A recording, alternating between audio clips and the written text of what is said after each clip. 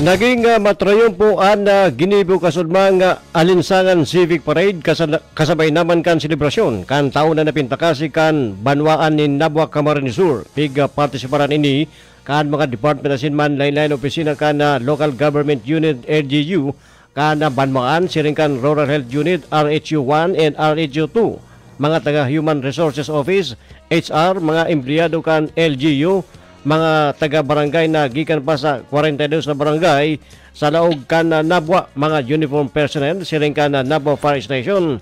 Asin iba pang nagpartisipar sa nasabing okasyon.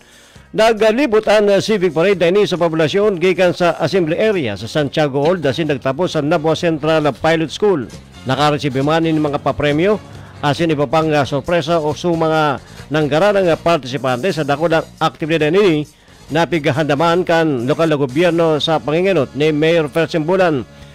Mientras tanto, regional daw gigibun man ang pag-aabangan na Buwa-Buwan Festival na saro sa pinakatampok na okasyon kan na Pintakasi. Sa Buwa-Buwan Festival na ini, tampok ang street dance competition asin iba pang mga events na paglalabanan kan mga participantes na enterong nagandam. Biglalauman na kakaiba asin maugma ang Buwa-Buwan Festival na ini ngunyan na taon 2025.